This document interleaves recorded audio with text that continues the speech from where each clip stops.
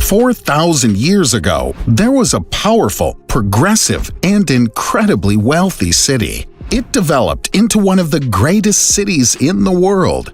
The streets were paved. Numerous gates led into the walled city that had over 250 towers that were at least 100 meters high. This is where modern writing and mathematics were invented.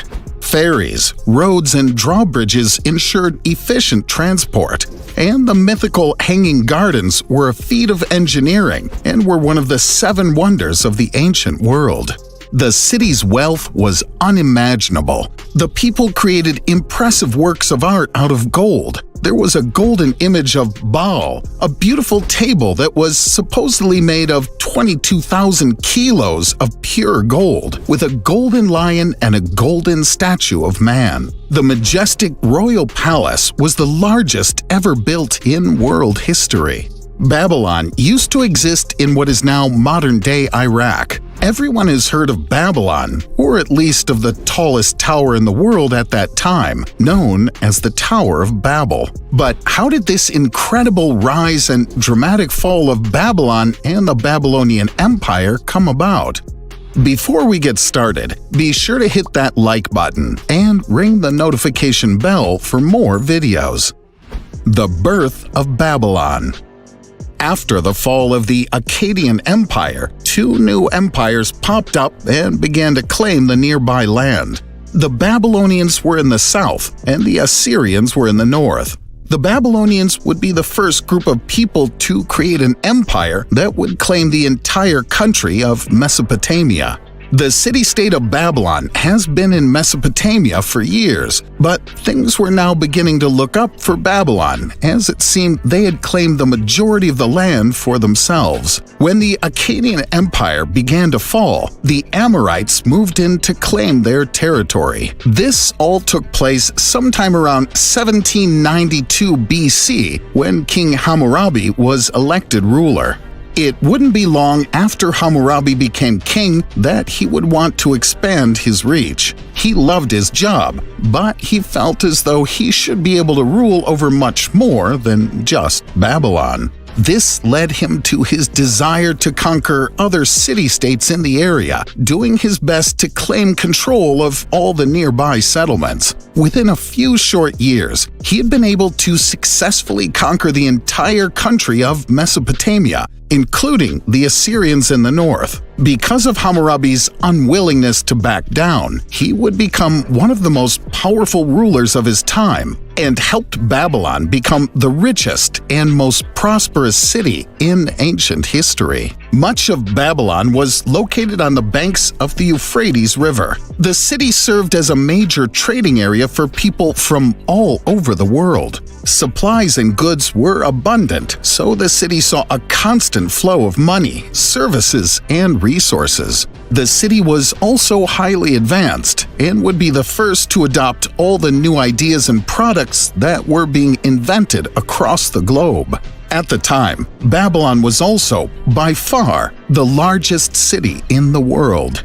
It's estimated that as many as 200,000 people lived in Babylon at its peak. In the center of the city, the locals had built a large pyramid that they used as a temple. Researchers believe that this pyramid would have been around 100 meters tall, with wide streets that would lead to it from all the city entrances. Around the pyramids and other areas of the city would have been gardens, palaces, towers, and beautiful works of art that were unlike anything humans had ever seen. The city was also the cultural epicenter of the world, with science, music, mathematics, astronomy, and literature thriving in the city's walls. The invention of writing and mathematics.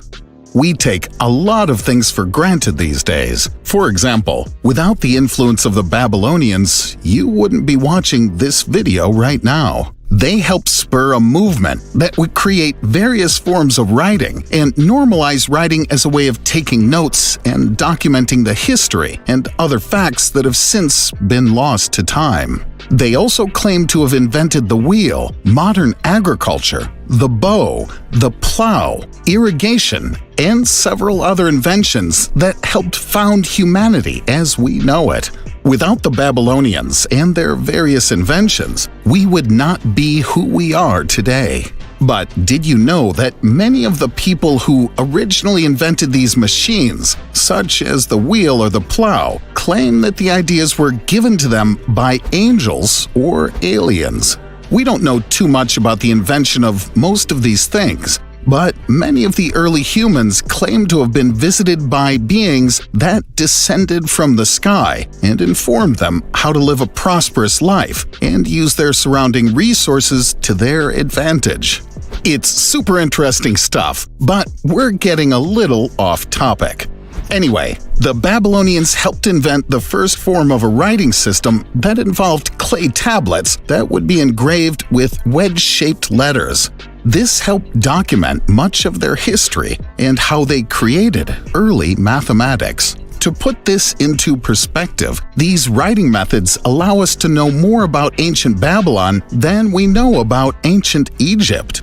The Babylonians would also invent the fundamentals of modern mathematics. They would be the first civilization to use mathematics to help measure land, tax people, and conduct all sorts of business. They would also use numbers to document the night sky, so they could create a lunar calendar that was shockingly accurate for its time.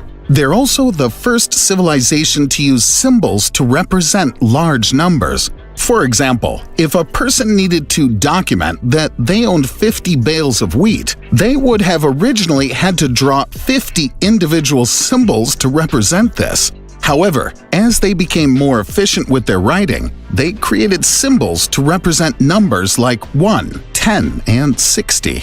We also have reason to believe that the Babylonians developed the first abacus, which is essentially an early version of a calculator. Written law, the Hammurabi Code. It may shock you to know that King Hammurabi was the first person to ever request that laws be written down. That seems pretty weird, right? Well, before this moment, most of the laws were just passed around by word of mouth, or they were implied.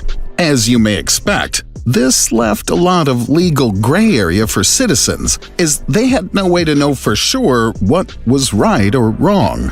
For example, Billy may tell you that it's illegal to own more than 50 piles of wheat. If you own more than that, you're supposed to give it away to the person closest to you. So, Billy runs off with half your crop of wheat. Little did you know, Billy was lying. Billy robbed you. Okay, obviously that's a bit of a ridiculous way to think about it, but before Hammurabi decided to write down the laws, there was no surefire way to know what the king would consider being illegal.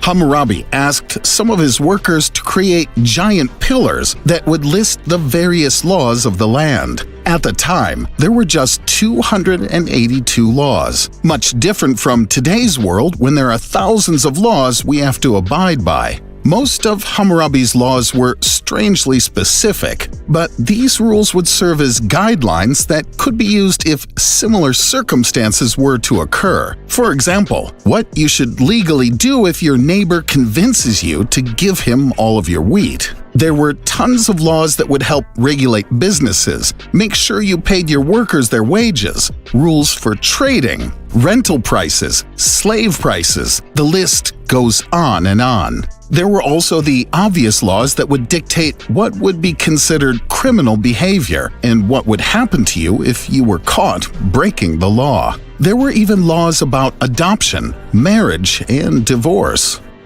The fall of Babylon.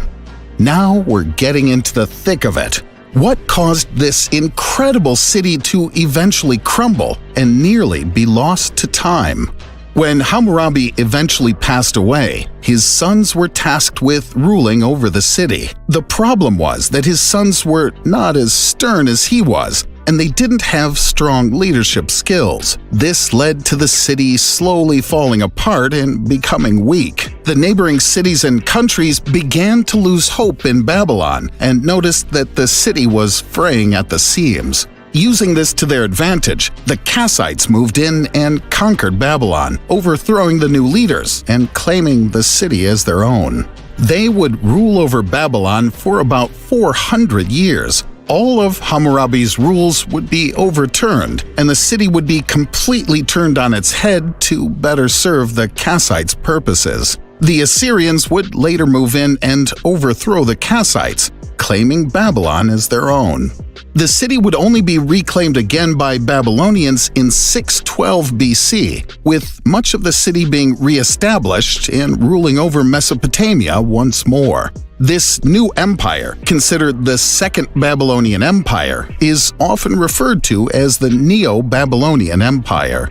By 616 BC, King Nabopolassar would use the fall of the Assyrian Empire to his advantage and claim the throne of Babylon for himself. His son would also learn from his father and work to bring Babylon back to its former glory. Nabopolassar's son, King Nebuchadnezzar II, would rule over the city for 43 years and became one of the greatest leaders the city ever had. He would rule with an iron fist, but many of his laws were respected by the city's inhabitants, so all was well. He would also prove to be an amazing military leader and would help Babylon to expand west and claim more territory for itself. He would also lead the forces that saw the Hebrews being captured and forced into slavery for 70 years, according to various stories in the Bible. After Nebuchadnezzar passed away, the city would once again begin to fall apart. By 529 BC, the city had been claimed by the Persians and was now listed as part of the Persian Empire. Everything Nebuchadnezzar had done to restore the city had once again been undone. The Tower of Babel. One of the most incredible things to come out of Babylon was the invention of the infamous Tower of Babel that is mentioned in the Bible and proven by history. This building was constructed shortly after the Great Flood wiped out nearly everything and everyone on the planet. According to biblical accounts, the Tower of Babel was built when all of the inhabitants of Mesopotamia still spoke the same language. When they settled in the area, they wanted to build a large tower that would reach the sky. Some people seem to believe that the locals built the tower so that they could eventually reach heaven, though others believe that they built the tower so that they would not be drowned by another great flood. Either way, biblical accounts say that God had other plans. He confused the people by forcing them to forget their native tongue and speak new languages. They were no longer able to communicate, so the construction of the tower quickly fell apart. We don't know for sure which structure in the area is the aforementioned Tower of Babel, but researchers tend to believe that the best candidate is the Etemenanke of Babylon. This tower was allegedly dedicated to Marduk, the patron god of Babylon. Since several temples like this have been found in the area, it would make sense that a building like this could have been used as the basis for the Tower of Babel. Babylon today. Under the rule of Saddam Hussein, the Iraqi government led a mission to excavate Babylon and attempt to bring the city back to life, including rebuilding and reconstructing one of Nebuchadnezzar's palaces. However, after the United States invaded Iraq back in 2003, their plans completely fell apart. The area was eventually reopened to tourists in 2009, though the project was never completed. Thanks to the Babylonians inventing modern writing, we know so much about their city and how humans once lived. If only this were true for other parts of the world, history may tell a much different story. What do you think about the city? Was it everything it's cracked up to be, or has some of history been misinterpreted or embellished over the years? Let us know in the comments. Thanks so much for watching. Be sure to hit that like button and ring the notification bell for more videos.